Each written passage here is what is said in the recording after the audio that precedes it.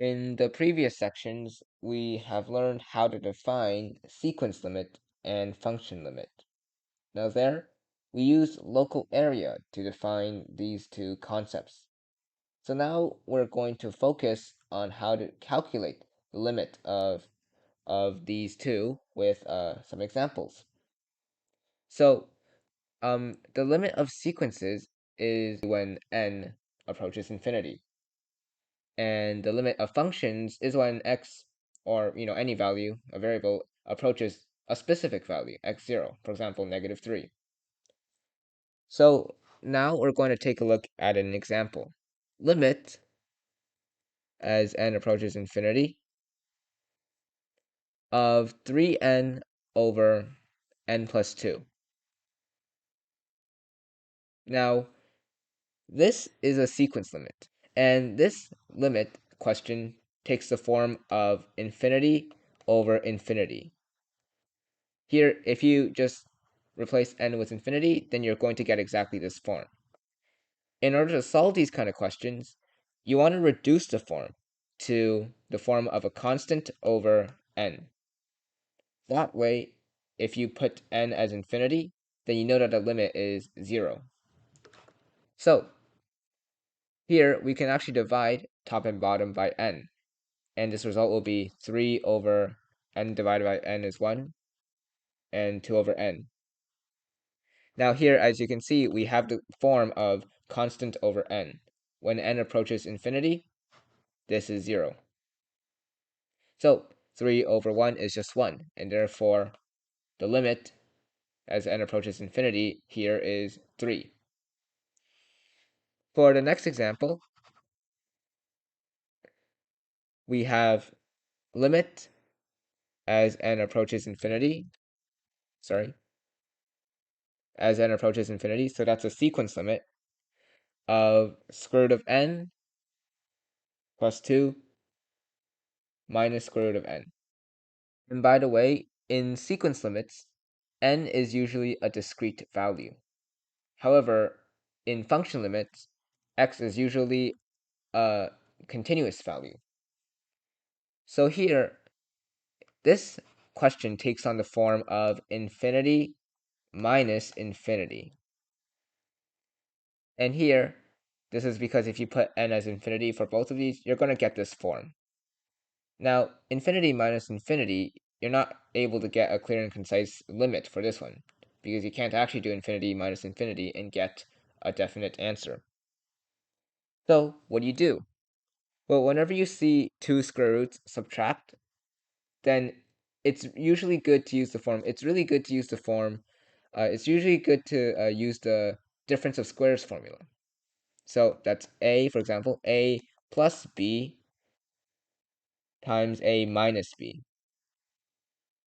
And here, if you multiply this in, you get a squared minus ab plus ab minus b squared. Conveniently, these two cancel out.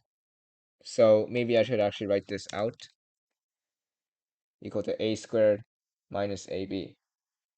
And you can see why this is useful, right? Because if a and b are square roots, well then this square reverses that operation. And now, we're going to apply this technique to solve this question. Okay, so what do we need to multiply? What do we need to multiply to this in order to get a form like this? Well, remember, to a plus b, we multiplied a minus b. Now this time we have a minus b here, right? This minus square root of n.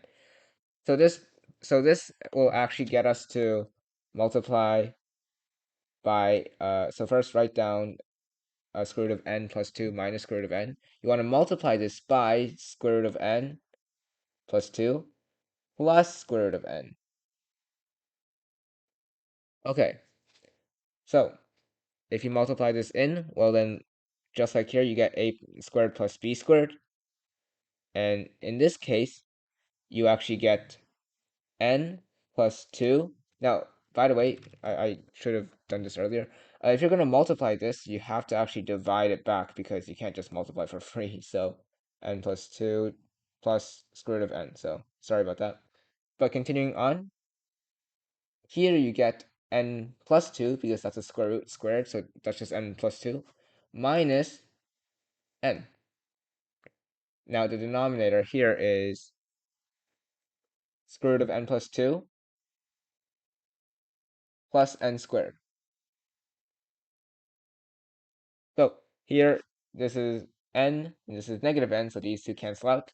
And here you're actually looking at 2 over square root of n plus 2 plus square root of n. Now, when n approaches infinity, well, this here, sorry, then this here is infinity, this here is also infinity. So you're actually looking at 2 over infinity. Now, the limit that you get from this is 0. So therefore, the limit of square root of n plus 2 minus square root of n as n approaches infinity is equal to 0. Now we're going to move on to an example of function limit. So the example we're going to look at is limit, I'm going to use x this time, x goes to negative 3, so this time is the function limit because it goes to some value x0. And we're going to be taking the limit of x squared minus 3x minus 18 over x plus 3. This type of limit question will get you a denominator of 0. You've probably seen these questions before. So what's the solution?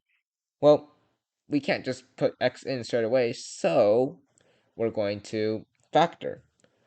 Now x squared minus 3x minus 18, if you factor this, you get x plus 3.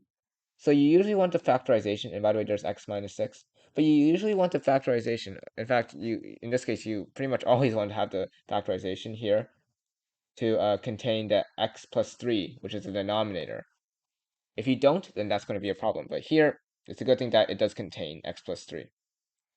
So in this case, we can rewrite the numerator as x plus 3 times x minus 6. The denominator is still the same. So here, x plus 3 cancels out, and now you only have x minus 6. Now when x approaches negative 3, well, then you just substitute. So negative 3 minus 6, that's equal to negative 9. Therefore, the limit of this function as it approaches negative 3 is equal to negative 9. Now, what if we couldn't find a factorization that contained the denominator, right? Let's just say that the factorization of the numerator, there's no way we could write it as x plus 3 times, x plus 3 times something, right? Let's just say that there's no way. Then what's going to be the result? Well, then there would be no limit. Because if you can't cancel the denominator, then you're going to have some constant over 0. And that is not going to work in finding a limit. So you have to be able to write it as the denominator, so x plus 3 in this case, times some other term. Next up, we're going to move on to a sequence limit example, but this question you can also consider as a function limit. So I'm going to write it here for you. Limit as x approaches infinity. So that's a sequence limit, right? Square root of x times uh, x plus 3 minus x plus 2. Sorry, minus x minus 2. Okay, so as I said before, this is a sequence limit because x goes to infinity, but you can also regard this as a function limit. Now remember, in sequence limit, the n, in this case x, is a discrete value, but function, it's continuous value, right? Now, sequence limits must have x, in this case, go to infinity. But function limits, yes, x does go to a discrete value, but it can also go to infinity. So, what kind of form is this limit question? Well, if you put infinity in, then you get a form of infinity times infinity minus infinity. So you're looking at this kind of limit question, this form. So how do we solve this? Well, notice that we have a difference of square roots. So what can you do? Well, you use the difference of squares formula. So remember, here you just keep the square root of x and you multiply. Sorry, let me just first write the highlighted part first. So this square root, the square roots inside these brackets we want to cancel. So you multiply by x plus 3 plus, so this was minus, so that's plus x minus 2. As reference, a plus b times a minus b is equal to a squared minus b squared. Okay, and you can't just multiply for free, so you have to go ahead and denominate. You have to divide by square root of x plus 3 plus square root of x minus 2. Okay, so what do you get as your result? Well, square root of x is still here. Now, in this case, square root of x plus 3, that square root is going to get you x plus 3, right? It goes out of the square root. And in this case, x minus 2. So that's minus x minus 2 in brackets. So that's actually minus x. And then here, negative and negative, that's positive. So plus 2. And all over square root of x plus 3 plus square root of x minus 2. Okay. Now, here, there's x and negative x. So you can cancel them out. So the top is actually 3 plus 2, which is 5 times square root of x. So at the top, you have 5 times square root of x over square root of x plus 3 plus square root of x minus 2. Now, you can divide square root of x on top and bottom, so then that would get you 5 over, sorry, you would get 5 over. Now here, if you divide this by square root of x, so just visualize it, well then you can actually, this entire square root goes around the entire fraction, right? So you actually get square root of x plus 3 over x plus square root of x minus 2 over x. So then you just have to do x divided by x and 3 divided by x. So your result is going to be 5 on top.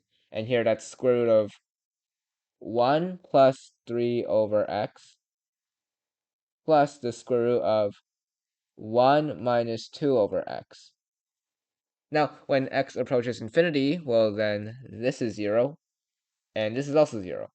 So that's only square root of 1 plus square root of 1 at the bottom. So what's the limit? Well then that's only 5 over 2. So therefore, the limit of this function, right, as x approaches infinity, the limit is 5 over 2, or 2.5 as a decimal. Now let's summarize what we have learned. So in order to get the limit of a particular function fx, where x approaches x0, then one straightforward way to get the limit is to substitute x with x0. So you get fx0. Now this works if a value exists for fx0 and the value is also unique. In that case, you get your answer. That is the exact limit of the function as x approaches x0. However, there are also cases where you can't directly substitute. For example, if you get something like 0 over 0, if you get this from substituting, then that's not helpful. However, you can't determine whether if there is a limit or not yet. You want to use more methods, right? So let's take the example of x squared minus 1 over x minus 1, where x approaches 1. Then you can't substitute 1 in directly. However, what you could do is, well, notice first, if you do substitute 1 in, then 1 minus 1 is 0, and the bottom is also 0. So you get this. Does this mean that there's no limit? No, because by factoring, you can write this top, the numerator, as x minus 1 times x plus 1, and then over x minus 1 at the bottom still. And here, these can cancel out, and that's x plus 1. Substituting for x, 1 plus 1 is 2, and that's the limit of the function as x approaches 1. So you are actually able to get a limit in this case. However, there are also instances where you cannot get a limit, where a limit does not exist. So for example, if I just made this plus 1, well then there would be no limit, because here, let's say that you substitute 1 in, then you get 2 over 0. Well, in this, there is no limit for this. 2 over 0 is undefined. You're not able to get a specific value for your limit. And also, there is also no way to write this as a factor with x minus 1, such that you actually get a limit for the function. Okay, so that's for function limits. Let's take a look at sequence limits now. In order to get the limit of a sequence limit as n approaches infinity, and for some value of n, so for example, maybe xn, in this case, again, you could get instances where you cannot directly just substitute. So for instance, let's say that you get the form of infinity over infinity. You also can't judge whether if there's a limit in this case. And as a specific example, let's take, for example, 3n over n minus 2. Well, if you just put infinity in, then you're actually going to get infinity over infinity. But what if we divide numerator and denominator by n? Well, then you get 3 over 1 minus 2 over n. And here, as n approaches infinity, this is 0. So you see the general method for this? You want to reduce this, or part of it in this case, to a form of a constant over n. This way, you know what this limit is as n approaches infinity, right? The limit is just 0. And in this case, notice that we have reduced it into a form where we have constant over n. And this allowed us to cancel this because as n approaches infinity, we get 0 over here. So that's the general method for when you have something like this and you get infinity over infinity when you directly substitute. We've also seen other methods. We've also seen methods where we use the difference of squares formula. For instance, what is the limit of maybe x plus 3 and then minus, maybe not x, let's use n. So what's the limit of square root of x minus 3 minus the square root of x plus 2? Why am I using x? I just, sorry.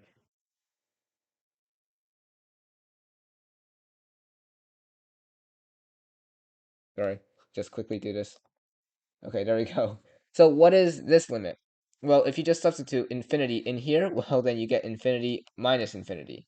Again, this kind of form also requires a different method. So in this case, as I said before, you can use the difference of squares because using the difference of squares allows you to get the form a squared minus b squared, which is super helpful when you have square roots. So the general method here is to multiply this, except the middle is plus. So here, if you multiply in, first write down the part that was originally present. So then now you want to multiply by square root of n minus 3 plus square root of n plus 2.